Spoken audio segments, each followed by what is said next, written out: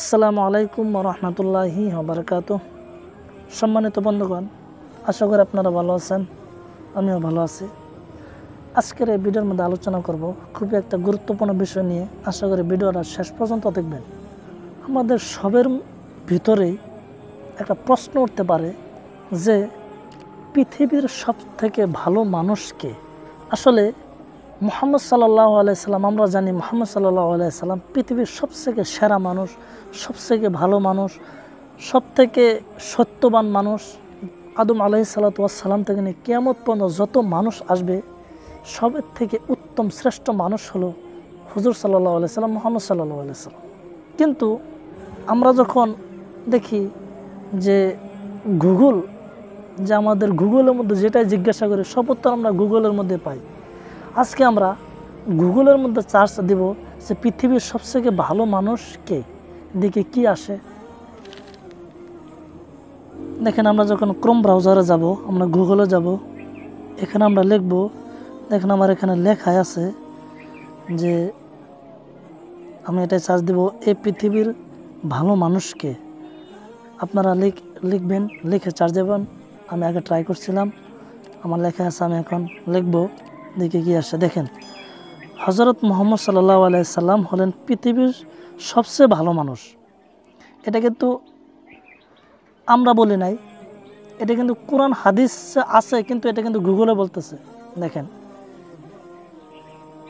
এখন যদি আমরা একটা ওয়েবসাইটে সার্চ করে দেখি কি আসে। দেখেন, এইখানে একটা বস্তু লিখেছে, আমি আপনাদেরকে দেখাই। দেখেন, এখানে লিখেছে যে মানুষের মনে প্রশ্ন জাগায় স্বাভাবিক যে পৃথিবীর সবচেয়ে ভালো মানুষ কে, বা গুগল সার্চের সবচেয়ে ভালো মানুষকে। এই প্রশ্নটি আমাদের অনেকের মনে আসে। তাই এই বিষয়ে আজকে আলোচনা করব যে পৃথিবীর সবচেয়ে ভালো মানুষকে। পৃথিবীর সবচেয়ে ভালো মানুষ হতে হলে তাকে মানুষ হওয়ার জন্য যতগুলো গুণ রয়েছে সবগুলোই গুণেই তাকে গুণান্বিত হতে হবে। আর এই সবগুলো গুণে গুণান্বিত মানুষ ছিলেন এবং গুগল সার্চে সবচেয়ে ভালো মানুষ এর তালিকায় রয়েছেন তিনি আর কেউ নয়, প্রিয় নবী হযরত মুহাম্মদ মুস্তাফা সাল্লাল্লাহু আলাইহি সাল্লাম। তিনি শুধু মুসলমানদের মধ্যে শ্রেষ্ঠ এমনটি নয়, খালি মুসলমানদের মধ্যে শ্রেষ্ঠ এমনটি নয়, একদম পৃথিবীর মধ্যে যত মানুষ সবের থেকে শ্রেষ্ঠ মানুষ। দেখতে পারলেন, এটা কিন্তু গুগলে আমি লিখে দেই না, এটা গুগলে নিজেই বলতেছে। গুগলে সার্চ করেছি, আপনারাও সার্চ করতে পারেন, the best man in the world, ইংরাজিতেও সার্চ করতে পারেন, কিন্তু আমি বাংলাতে সার্চ করেছি। এখন আমি আরেকটা বস্তু দেখাই, আপনারা বুঝতে পারবেন। এখন এটা বাদ দিই, যদি আমি দেখাই, দেখেন একটা কিতাব হলো দ্য 100, একটা কিতাব। সেই কিতাবের মধ্যে 100 জন মানুষের জীবনী লিখেছেন। মাইকেল এস হার্ট একজন লেখক, সে আমেরিকার একজন লেখক, সে লিখেছেন। আমি যদি সেই লিস্টের মধ্যে যাই, দেখি 1 নম্বর লিস্ট, 1 নম্বর কার নাম লিখেছেন আমি দেখাই। দেখেন আমার এখানে লেখা আছে, আপনারা যদি লিখে পারতেন দ্য 100 লিস্ট নেম পিডিএফ, এটা যদি সার্চ করেন আপনারা দেখবেন যে ফার্স্টে এ র্যাঙ্কিং অফ দ্য মোস্ট, এটা আপনারা লিখবেন। দেখেন এখানে লেখা আছে যে আমি যদি এটা যদি পিডিএফ আমি যদি যাই, দেখি পিডিএফ কি আসে। দেখেন মাইকেল এস হার্ট, এখানে সেই দ্য 100, এটা দেখেন লেখক, এটা মাইকেল এস হার্ট, এটা লেখক। আপনারা যদি তলের দিকে যান, দেখেন আমি আপনাদেরকে দেখাই, এখানে দেখেন একের থেকে আরম্ভ করেছে। দেখেন 1 নম্বরের নাম মুহাম্মদ সাল্লাল্লাহু আলাইহি সাল্লাম, তার নাম 1 নম্বরে লিখেছেন। 2 নম্বর আইজাক নিউটন।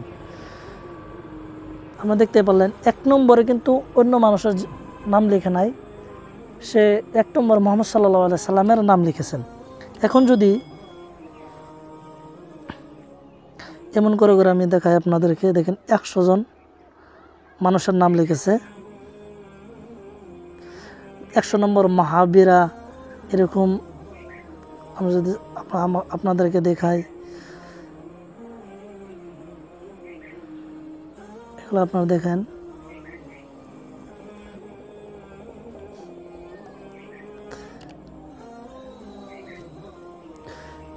এই যেখানে 28 নম্বরে যে উলবার রাইট মানে যারা ওই বিমান বানাইছিল তারা 2 ভাই, তাদের নামও লিখেছেন।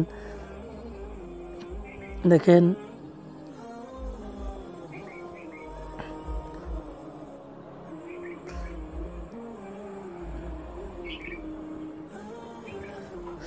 দশ নম্বর অ্যালবার্ট আইনস্টাইন, তার নামও লিখেছেন। এখানে দেখেন 15 নম্বর মোসেস মাইকেল ফ্যারাডে, তাদের নাম লিখেছেন। এরকম করে 100 জন মানুষ। 1 নম্বর মোহাম্মদ সাল্লাল্লাহু আলাইহি সাল্লামের নাম লিখেছেন।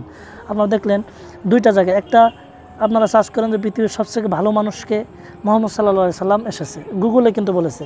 তার মধ্যে একটা কিতাব, যে একটা হিন্দু মানুষ, খ্রিস্টান মানুষ এই কিতাবটা লিখেছেন।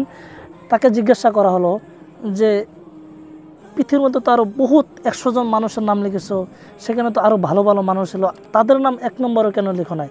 সে কি উত্তর দিয়েছেন, আপনার উত্তর শুনে আপনারা আচরিত হয়ে যাবেন।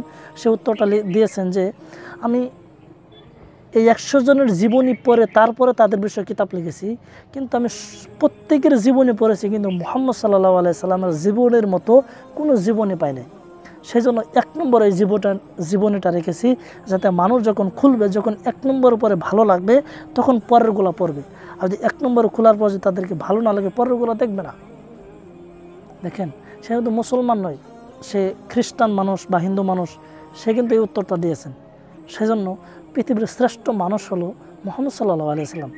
সেই জন্য সেই নবীর উম্মত আমরা হয়েছে, আমরা কত সৌভাগ্যবান। যে নবীর উম্মত জান্নাতে যাওয়া না পর্যন্ত অন্য নবীর উম্মত জান্নাতে যাবে না।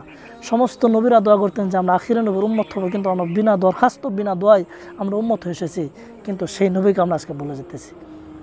আজকে আমরা সর্বদাই সেই নবীর কথা স্মরণ করতে হবে। সেই নবীর সুন্নত আজকে আমাদের কাছ থেকে চলে যেতেছে, আমরা সুন্নতের পাবন্দি করি না।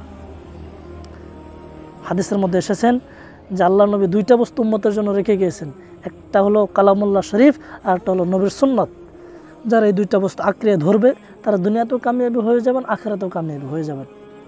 সেই জন্য আমাদের নবীর উম্মত বানিয়েছেন। আজকে নবীকে আমরা ভালোবাসি, নবীর সুন্নতের উপর আমল করি, নবীর তরিকা আমরা পালন করি, যাতে কিয়ামতের দিন, হাসরের দিন সেই নবীর সুপারিশ যাতে আমরা পাই। সেই জন্য ইনশাল্লাহ আমরা সেই নবীর প্রতি ভালোবাসা আমরা জাগাই, নবী যেগুলো বলেছেন সেগুলো আমরা করি, যেগুলো মানা করেছেন সেগুলো আজকে থেকে বাদ দিই। আশা করি ভিডিওটা বুঝতে পারলেন। যদি ভালো লেগে থাকে ভিডিওটা শেয়ার করে দেন, আর খাস করে আমার চ্যানেলটা সাবস্ক্রাইব করে দেন। এরকম ইসলামিক ভিডিও পাবেন ইনশাল্লাহ।